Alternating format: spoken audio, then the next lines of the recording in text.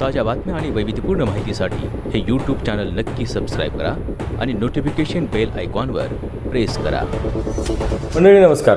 सांगोला नगर परिषदेच्या निवडणुकीची रणधुमाळी सुरू आहे आणि या रणधुमाळीमध्ये एक नाव अग्रक्रमानं पुढे येते, चर्चेत आहे, ज्याने प्रचारही सुरू केलेला आहे, प्रचारात आघाडी घेतलेली आहे.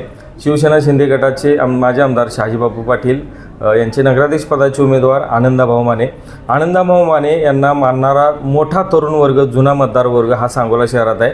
आनंदाभाऊ नेमकं कशा पद्धतीने ह्या गोष्टी करत आहेत त्यांचे संवाद साधतोय. भाऊ नमस्ते. नमस्कार. निवडणुकीचं राजकारण निवडणुकीचं राजकारण सगळं सुरू राहील, या सगळ्या गोष्टी होतील, परंतु तुमच्याबद्दल वैयक्तिक जे आयुष्य आहे तर त्याची फार उत्कंठ आहे. बऱ्याचशा गोष्टी लोकांना माहीत आहेत, म्हणजे तुमचे वडील जे होते ते नगरसेवक होते, तुमच्या वहिनी दोन्ही वहिनी नगरसेवक होत्या, तर थोडासा एक पूर्व इतिहास सांगावा आणि मग आपण मूळ विषयाकडे येऊया. भाऊ, माझा जन्म तसा माने कुटुंबात 1982 साली झाला. बरं. हां. साधारणतः त्यावेळेस परिस्थिती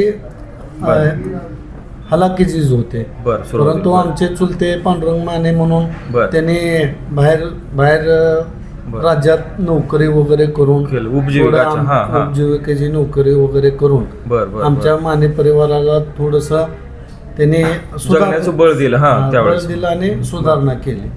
त्यात आमचे वडील गोरख माने म्हणजे सर्वात लहान, मग सर्वांचे लाडके असल्या कारणाने त्यांना नगरसेवक व्हायची इच्छा होती. 1991 साली शेतकरी कामगार पक्षाकडून ते नगरसेवक म्हणून निवडून आले. अच्छा. बर. त्यावेळेचा काळ नगरसेवकांचा थोडासा वेगळा होता, जो जुना काळ. आताच्या काळात बघितलं तर तो जुना काळ वेगळा होता, राजकारण वेगळं होतं त्यावेळेस. राजकारण वेगळं होतं. बरोबर. त्यानंतर थोडीशी हलाखीची परिस्थिती आल्यामुळं थोडासा ब्रेक लागला त्या ह्याला, सगळ्या प्रवासाला. हो. नंतर काय गोष्टी शेतकरी कामगार पक्षाशी आम्ही जरा मोठे झालो. 91 म्हणजे लहान होतो आम्ही त्या अर्थानं. 2001 ला आम्ही 18 वर्ष पूर्ण केलं. 2001 ला शेतकरी कामगार पक्षाचं काम करत होतो युवा म्हणून.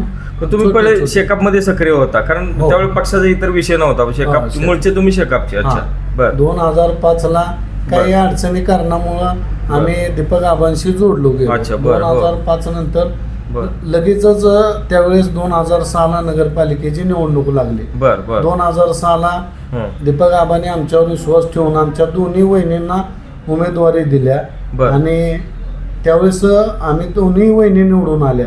आणि 2006 ला शहाजी बापू आणि दीपक आबा यांची युती होऊन त्यावेळेस बहुमतानं नगरपालिकेत सत्ता आली. अच्छा.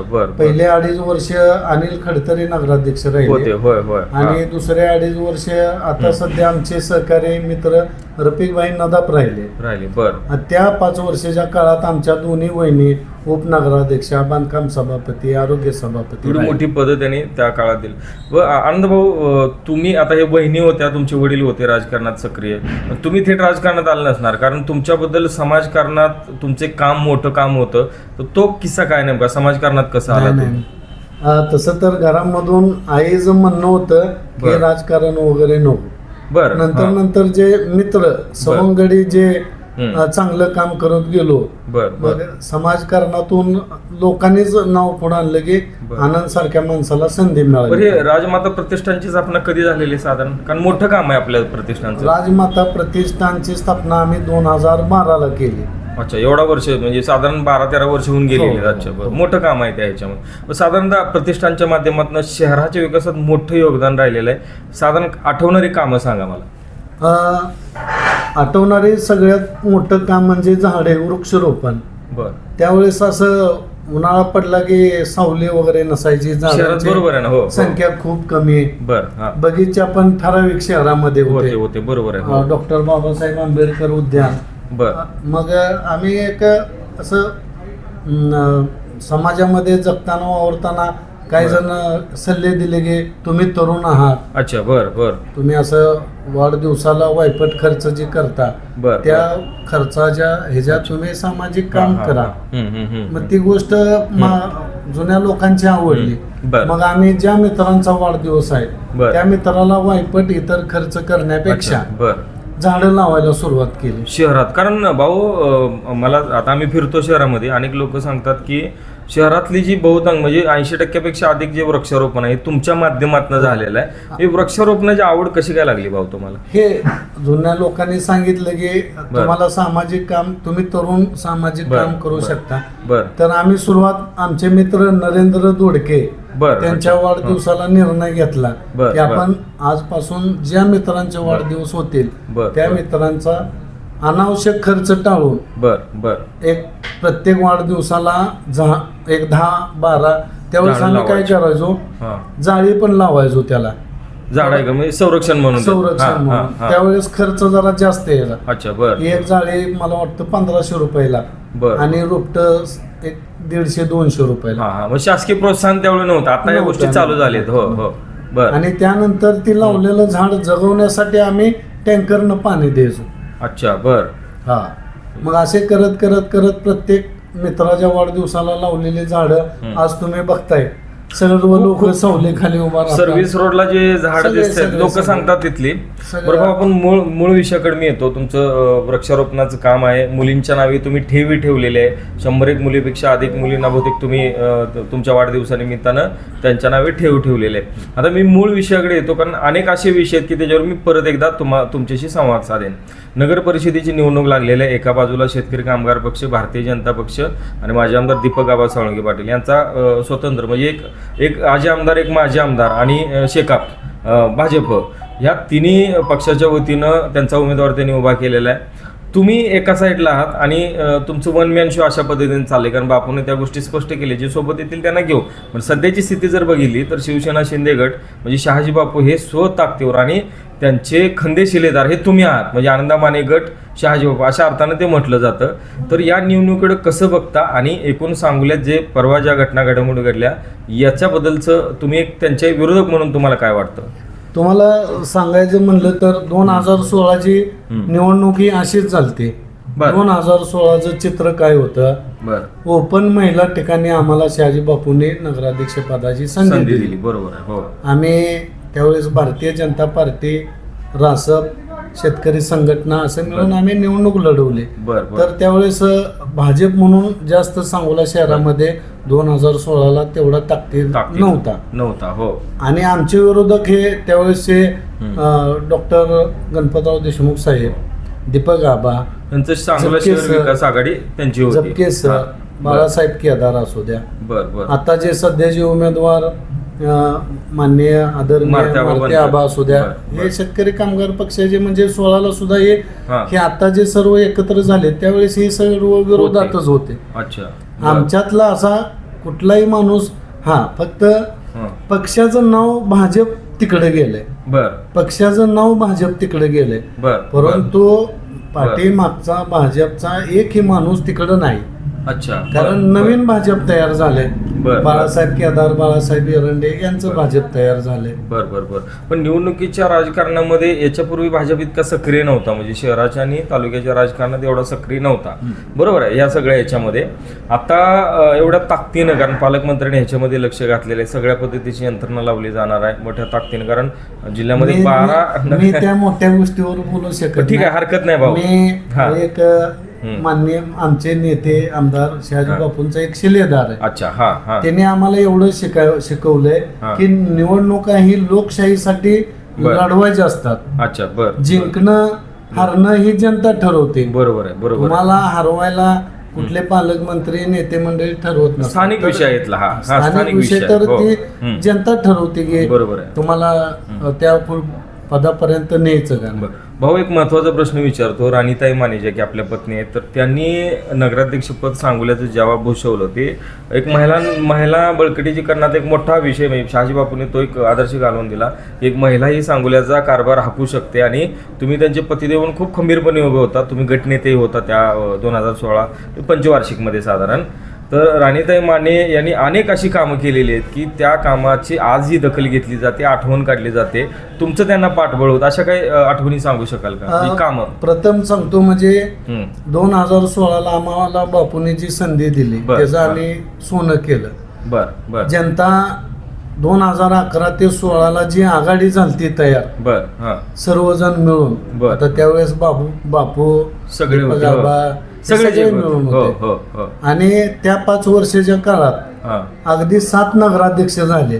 बर त्यातले 2 नगराध्यक्ष भ्रष्टाचारामध्ये आरोप झाले झाले त्यांच्यावर. बरोबर आहे हो हो तर आम्ही 2016ला जनतेने आमच्यावर विश्वास ठेवून आम्हाला संधी दिली, लोकनियुक्त हो. नगराध्यक्ष पदावर बसवले. बरोबर. तर त्या 5 वर्षाच्या कालावधीमध्ये बरं. आम्ही 1 रुपयाचा भ्रष्टाचार न करता नाही एक आरोप झालेला अगदी आहे हा अगदी शासनाची गाडी डिझेल बर हे सुद्धा आम्ही स्वीकारले वापरलेलं आहे नाही, वापरलेलं स्वतःच्या नाही. बळावर तुम्ही केले तुम्ही माहितीचे अधिकारी माहिती घेऊ शकता. बर आणि आमचे 2016ला नगराध्यक्ष आणि 8 नगरसेवक आले. होते बरोबर आहे. आम्हाला मेजॉरिटीला आमचे 2 नगरसेवक अल्पमतात पराभूत झाले. बरं. आणि सांगोल्याच्या कायम आमदार साहेबांचा अजेंडा असायचा की निवडणुकी बर तेवढ्या पुरती नंतर विकासाचं राजकारण, हा. विकासाचं राजकारण. हम्म. परंतु नंतर आम्हाला प्रतिसाद मिळाला नाही, म्हणजे विरोध होत गेला. विरोध होत गेला बर नगरपालिकेच्या सभागृहात ठराव मंजूर न होऊन देणे, बर बर बर एखाद्या कामाला आडपाटा आणणे, म्हणजे अशा- हा मतदानाच्या ह्याच्यामध्ये ठराव पास होण्यात अडचणी होत होत्या अशा सगळ्या. हा. अशा परिस्थित्या ज्यावेळेस निर्माण झाल्या बर. त्यावेळेस नगराध्यक्षाला एक 15% विशेष अधिकार मिळाला. बर बर हा कुठलाही निधी आला तर नगराध्यक्षाला त्याला 15% वाटा. वाटा बरोबर मग आम्ही कामाचा सपाटा चालू केला. बर 15%च्या निधीतून जेवढी जनतेची कामं करता येईल बर बर तेवढे आम्ही प्रयत्न केले. हा त्यातून अगदी परिस्थिती, आता एक उदाहरण देतो. बर झपके सरांची शाळा विद्या मंदिर आहे, होय, त्याच्या होय. पाठीमागून हम्म. झपके सरांच्या शाळेला लहान मुलं महिला जातात. ये जा करतात हो तर तिथं पाऊस पडला की एवढा चिखल व्हायचा बरोबर आहे हो की म्हणजे वारंवार मला पण ते बघून वाईट वाटलं. बर बर बर मग मी म्हणलं नगरपालिकेचा निधी राहू द्या, मी स्वखर्चानं तिथं तुम्ही पेव्हिंग ब्लॉक, स्वतःचे पैसे खर्च हो, करून केला आज तो तो रस्ता रस्ता अजून चांगला पेव्हिंग चांगला ब्लॉकचा खूप चांगला रस्ता झालेला हो. आहे. मला बरोबर. तिथं महिलांनी मुलांनी अक्षरशः त्यावेळेस अभिनंदन केलं. बरं. तर मी नगरपालिकेच्या निधीची वाट बघत बसलो नाही. बर बर आपल्याला स्वखर्चातून काय करता येईल बरं, ते बरं. स्वखर्चातून केले. बर बर आता शहरामध्ये बाकडे बसण्यासाठी असू द्या, भरपूर ठिकाणी कारण 800 तुमची नावं दिसतात भाऊ. अनेक ठिकाणी शहराच्या कानाकोपऱ्यात आहेत ना, स्वखर्च- बाकडे आहेत स्वखर्चातून स्वखर्चातून सुद्धा बरं. मी लोकांची सेवा बरं. करण्यासाठी बर बर बर कामं केली. आणि बगीच्याचं जे डेव्हलपमेंट आहे ते पण राणीतांच्या काळातच बऱ्याचशे निर्णय हो. झाले खूप डेव्हलप झालेले जे आहेत बगीचे. नगराध्यक्षाच्या काळात जे निर्णय झालते बर ते आमचे नेते शहाजी बापू पाटील ज्यावेळेस 19ला आमदार झाले, झाले हो. त्यावेळेस त्यांनी शहरासाठी बर अगदी 200 कोटीच्या पुढं, हम्म. मी म्हणतो 150 कोटीची तर भुयारी गटार योजनाच आहे. बर बरोबर आणि तुम्ही बघताय शहरामध्ये ईदगाह बरोबर, मैदान, बरोबर. डॉक्टर बाबासाहेब स्मारक आहे ते. आंबेडकरांचं स्मारकाचं सुशोभीकरण असू द्या, बरोबर आहे हो इथं आपलं रेस्ट हाऊस असू द्या, बरं. अनेक मोठी कामं केली. बर बर बर आता जरी शहरामध्ये भुयारी गटारीसाठी रस्ते हा. उकरलेत, हम्म. त्याचा थोडासा नागरिकांना त्रास होतोय. त्रास होतोय हो आता त्या सांगोला नगरपालिका क वर्ग जरी असली हा तर महाराष्ट्रामध्ये 2 नंबरची नगरपालिका. बरोबर आहे अगदी बरोबर आहे हो सगळे रस्ते पूर्ण करायचे झाले तर 200-300 कोटी रुपये रस्त्याला पुरत नाहीत. पुरत नाही नाही बरोबर तर हा निधी येणार कसा? बरोबर आहे तर बापूंचे नेते, आमचे नेते सर्वांचे एकनाथ शिंदेजी नगरविकासचे मंत्री आहेत. बर तर बापूवरती भरभरून शिंदे साहेबांनी प्रेम केले. बरोबर आहे तर हो. ते बापूला कोणत्याही प्रकारचा निधी कमी पडू देतील असं आम्हाला वाटतं. बरोबर. भरभरून निधी सांगोला बरं, शहरासाठी मला एक असं थेट विचारायचं की आता एकनाथ शिंदे साहेब नगर खात्याचे मंत्री आहेत. जर तुम्हाला या सांगोलीच्या जनतेनं समजा कौल दिला आणि तुम्ही नगराध्यक्ष झाला असं आपण गृहीत धरू, तर त्याचा थेट फायदा होऊ शकतो का आपल्याला? मी 2016ला सांगोला शहरातील जनतेनं जे प्रेम केलं बर त्याचा विश्वास 2021 पर्यंत 1% टिकवला. बरोबर आहे त्यानंतर आमची मुदत संपल्यानंतर 4 वर्ष प्रशासक होते. प्रशासन हो, लागलं. हो, बरोबर. त्यामुळं काय कामं आम्हाला करता आली करता आली नाहीत. नाहीत. हो, हो. किंवा प्रशासनामध्ये हो. काय विषय मांडता बरोबर येत आहे. नसतात किंवा समजा एखादी गोष्ट मांडली तर प्रशासनाचं उत्तर येतं की भाऊ ह्याला इथं निधी नाही, म्हणजे अधिकारवाणी करता येत नव्हती करता कामं येत लोकप्रतिनिधी नसल्यामुळे. नसल्या कारण. बरोबर. आता 16 ते 2025 बर हा. अगदी 9 वर्षाचा कालावधी आहे.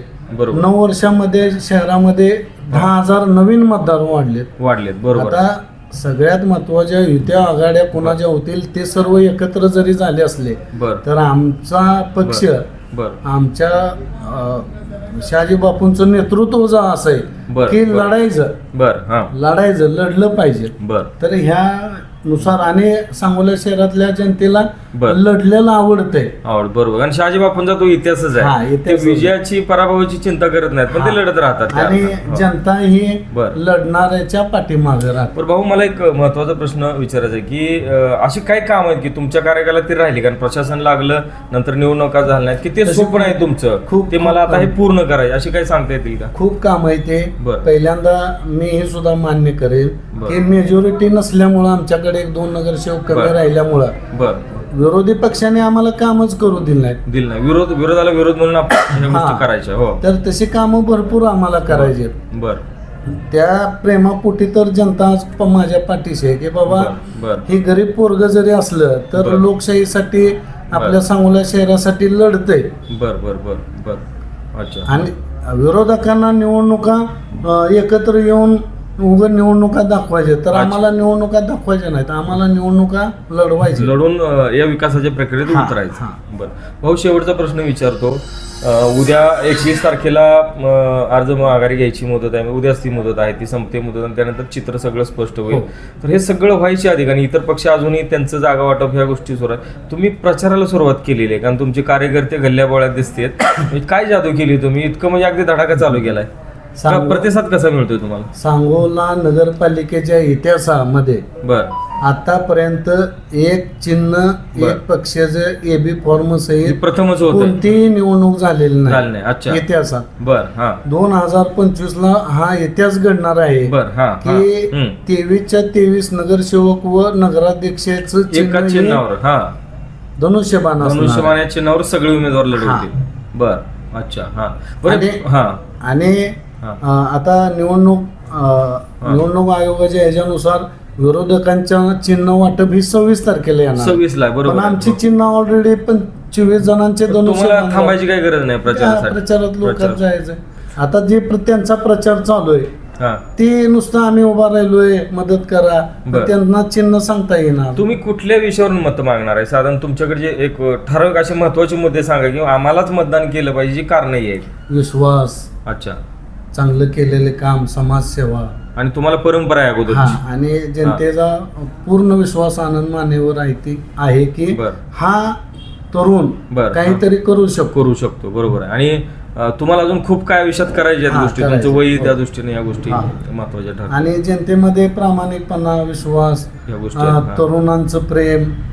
भाऊ मला तेच विषय विचारायचा होता. सोशल मीडियावर फार म्हणजे तुमचे इतके फॉलोअर्स आहेत, मी इंस्टाग्राम किंवा बाकी सगळ्या सोशल मीडिया आहेत की तुम्हाला एवढं डोक्यावर घेतात सोशल मीडियावर, म्हणजे काय म्हणजे हे गणित काय नेमकं, इतके प्रेम कसं काय करतात लोक हे? आणि मला अजून एक भाऊ तुम्हाला विचारायचं आहे की तुम्ही हे राजकारण द्या सोडून, ह्या गोष्टी होत राहतील, परंतु तुम्ही अनेक तरुणांना उभा केले, शहरातल्या अनेक तरुणांना उद्योगधंद्यासाठी, त्यांना अर्थसहाय्य बँकाचं मिळवून देण्यासाठी त्यांचे संसार उभा केलेत. कदाचित ह्या गोष्टी ह्याला कारणीभूत आहेत का तुमचे प्रेम करण्यामध्ये? हो नक्की. आमचं माने घरानंच मूळ गरिबीतून वर आलं. त्या गरिबीचे 100% जाणीव आहे तुम्हाला. तर जुना काळ कसा होता, कोण पाठीशी सहकार्य करत नव्हतं. ज्यावेळेस आपल्याला काही चांगले दिवस आले त्यावेळेस आपलं जे गरिबीतून दिवस गेलेत तसं आपल्या सहकार्यांचं जाऊ नये. त्याला काय तर आपण नोकरी देऊ शकत नाही, तर त्याला उद्योगधंद्यासाठी भांडवल बाबा तर ही भांडवल घे, अशी मी माणसं तरुण उभा केलेत. आज ती विसरत नाहीत मला. आणि वर्षातून मित्रांचे वाढदिवस, माझा स्वतःचा 3 ऑगस्टला वाढदिवस असते. आणि हे जे सामाजिक उपक्रमांनी ते साजरे करतात, जिव्हाळा जी निर्माण केलाय त्यामुळं जे माझे मित्र आहेत ते सगळे तरुण आहेत. आज माझं वय 43 आहे. माझे आज 19 वर्षाचा 20 वर्षाचा सुद्धा तरुण मित्र आहे. बरोबर. त्यामुळे ते आता प्रचाराचे हेच झाले ना सोशल मीडिया. ते आपल्या मित्रांना तुम्ही बहुतेक करत नाही, हे सगळे तरुण ते उत्स्फूर्तपणे करत असतील सगळ्या गोष्टी. तरुण बरोबर. या धावपळीत मला कधी कधी वेळ मिळत नाही, कधी कधी म्हणजे वेळ भेटत नाही की बाबा त्या लक्ष घालाय, तर ते सर्व आमचे सहकारी मित्र करतात. अच्छा बरोबर. रोके भाऊ, मंडळी आनंदभाऊने आपल्याला त्यांचे ठराविक महत्त्वाच्या मुद्द्यांवर आपण भाष्य केले. आनंदभाऊशी याच्यानंतरही आपण बऱ्याचशा गोष्टीची संवाद साधणार आहे. मंडळी, एक मात्र याच्यामध्ये खरं आहे की एका बाजूला आजी माजी आमदार आणि भाजपसारखा मोठा बलाढ्य पक्ष राज्यातला त्यांचा उमेदवार मारुतीआबा बनकर हे एका बाजूला आहेत, आणि दुसऱ्या बाजूला शिवसेना शिंदे गटाचे माजी आमदार शहाजी बापू पाटील आणि आनंदा माने यांचा गट हे एकत्रितपणे शिवसेनेच्या वतीनं या निवडणुकीला सामोरे जात आहेत. शिवसेनेच्या वतीने जेवढे काही नगरसेवक आणि नगराध्यक्ष पदाचे हे उमेदवार आनंदाभाऊ माने हे एकमेव उमेदवार, तर यांचं एकमेव चिन्ह हे धनुष्यबाण आहे आणि या माध्यमातून ते पुढे जात आहेत. तर मंडळी, शहरातील तिसरी आघाडी काही कालावधीनंतर पुढील अशी चर्चा आहे. म्हणून या सर्व वातावरणामध्ये अगदी ताकदीनं, उत्साहानं, एनर्जीनं या सर्व प्रक्रियेला सामोरं जाणारं व्यक्तिमत्व म्हणून आनंदभाऊकडे पाहिलं जातं. त्यांच्याबाबतची फार मोठी उत्सुकता शहरवासियांना लागलेली आहे. आनंदभाऊ, तुम्ही आमच्याशी बोलला याबद्दल मनापासून धन्यवाद. आम्ही पुढच्याही काळात तुमच्याशी या विषयावर संवाद साधत राहू. मंडळी, आपण इथंच थांबूया. धन्यवाद. ताज्या बातम्या आणि वैविध्यपूर्ण माहितीसाठी हे यूट्यूब चॅनल नक्की सबस्क्राईब करा आणि नोटिफिकेशन बेल आयकॉनवर प्रेस करा.